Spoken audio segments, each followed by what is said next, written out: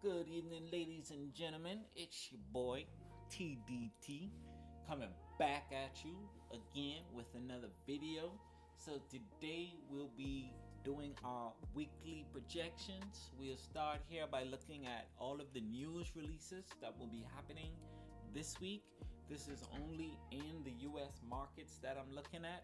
So tomorrow we have a bank holiday going on in the US. And then on Tuesday, we have our World Economic Forum annual meetings that are taking place this week. So we have that. Also, we have President Trump speaking at 8:30 a.m. on Wednesday, along with that red folder for the World Economic Forum meetings with pending home sales on Wednesday. So tomorrow it might not be too much price action. We may get a little move on Tuesday, and then things should get really active moving into Wednesday and Thursday with that World Economic Forum, along with core PCE price indexes on Thursday, and final GDP happening at 8:30 on Thursday. Friday we also have flash PMI, and that will be happening at 9:45 a.m. followed by revised UOM consumer sentiments at 10 a.m. on Friday. So a fairly active week. The last time I recall us being in this World Economic Forum meeting, price action was a lot of consolidation with a lot of really big ranges, and it just kept consolidating in that large range with those large gaps. So it'll be interesting to see how this happens this year. And let's go ahead and jump into the charts. And here we go. We have the dollar index, we got Nasdaq, and we got the S&P 500. So let's start off again with Dixie and take a look at where we're at and what has happened and what are our projections for this week. Keeping in mind that this is this World Economic Forum happening this week, it's going to be hard to make confident projections during this time with so much news events hitting the markets. But just based on where we're at right now, I want y'all to see from our last video, we were looking at this small gap, and it's just really interesting to me how price has remained in this gap. Sure, we had a wick that went outside of it, but look at that body closing right back inside of that gap, also staying inside of that larger gap. So on the daily, we can have a look here and see where price was down here, and we were looking at how it came into this area, pushed up, closed that area in, came back, rebalanced this gap right here. Notice all these bodies staying above EQ of that inversion gap right there. Okay, and then price heads back up and it maintains this area above this gap, staying within that gap on the weekly. Now let's take a look at another inverted gap that we have here, another inversion gap, and you see price is right in there. So projections, I do believe we will have at the beginning of this week price falling back into this area below. Once we get into these black candles, we want to see what happens, if it gives us another leg up or if it breaks this area price going back into this gap below. So that's what I'm looking for this week, to see if price will remain bullish or will we have another strong pullback.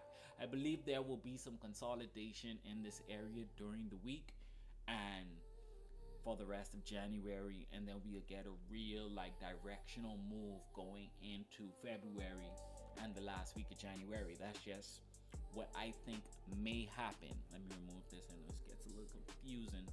So we want to see if price will retrace going into this week out of that gap and how strong that retracement will be. If it keeps pushing up, I would be surprised to see it keep pushing up, but if it does, there are some gaps above this area that I would want to see how we move into those gaps and if we move into those gaps into this week. And then there's a very large gap up here that price may be attracted to and pull towards. I do not believe we're going up into these gaps, okay? I believe we're gonna fall back, and then I want to see how we fall back before I even consider if we're gonna go higher into these gaps above. On S&P, let's take a quick look at S&P here, and then we'll close it out with Nasdaq. So on the weekly, price is still bullish. I know it was a big sell-off on Friday. It means nothing in the grand scheme of things.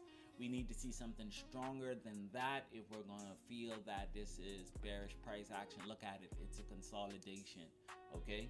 We haven't broken any significant swings. We have broken this swing here that's in the mid. I'm trying to explain it the proper way. Sorry for my fumbling my words as usual, but this swing, I'm not seeing that as strong as this swing here, because this swing is in the midsection of the greater swing.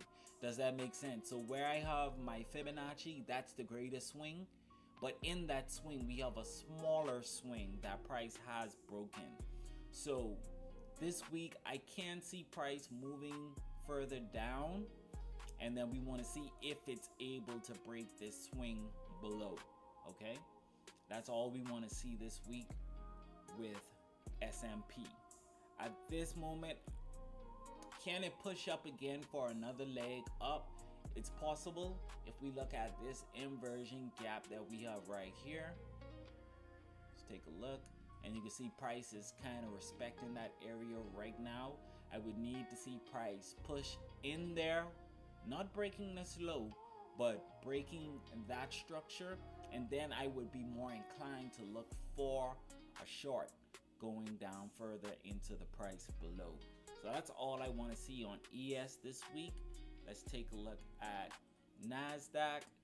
And Nasdaq, come on, this price has been consolidating, but like slowly chugging higher.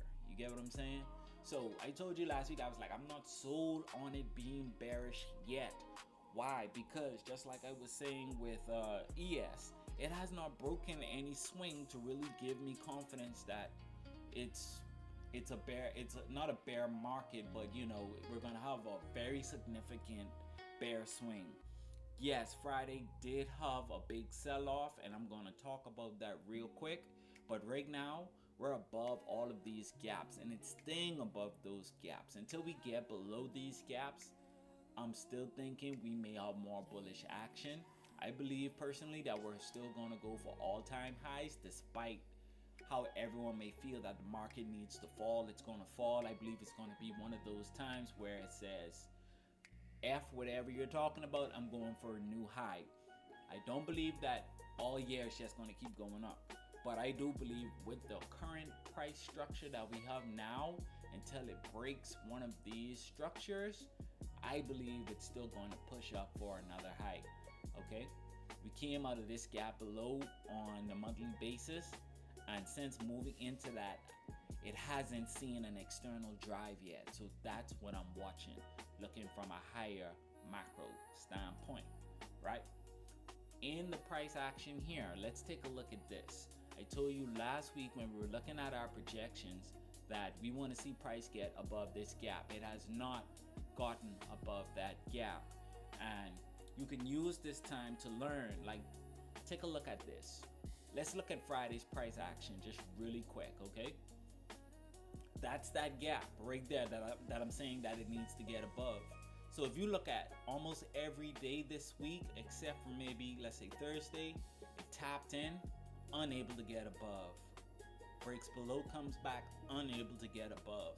And during the intraday, when you see stuff like this, like it's coming out of a gap that's so strong, it's breaking structure here.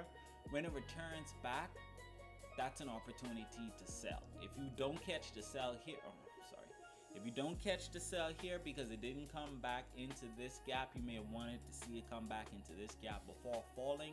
When this extends and breaks the structure again, right here, this is intraday now, we're on a 5-minute chart. Right here in the afternoon 210, that's your sell, okay? It comes back on Friday, back into that gap. That gap is still being used to push price down, okay? So when I don't see a structure being broken, even though I'm not making videos throughout the week, you see the respect on the consequent encroachment of that gap from Thursday, and then we're off to the races. That was probably the best move to take on Friday, okay? So right now, we're sitting below. We're really consolidating. It's a really tough consolidation. Let's look at this price on a weekly basis. Since November is going up, coming down. 2 days up. I mean, since me, 2 days up. 2 weeks up, 1 week down. 1 week up, another week down. This week, I'm expecting it to keep chugging, but chugging, moving higher, and maybe this World Economic Forum will push us to all-time highs. I actually don't have confidence that we're going to go to all-time highs this week. I'm thinking it may want to do some more consolidating here, and even may have another run below one of these weeks, and then moving into higher highs, okay? So I'm not holding a strong stance, but I'm not bearish. I want to see what happens through the week. So look at these areas that I'm talking about and see how price is responding to them on a daily basis and on an intraday basis. And I assure you, you will find a lot of opportunities within these areas, okay? So that's going to be me for this week. I hope you guys had a great one. I hope you're staying disciplined. I hope you're working towards your profitability, keeping a positive mind, and I hope you enjoyed this video. I'll see y'all on Wednesday with the midweek check-in. Y'all stay blessed. This is TDT out. Peace.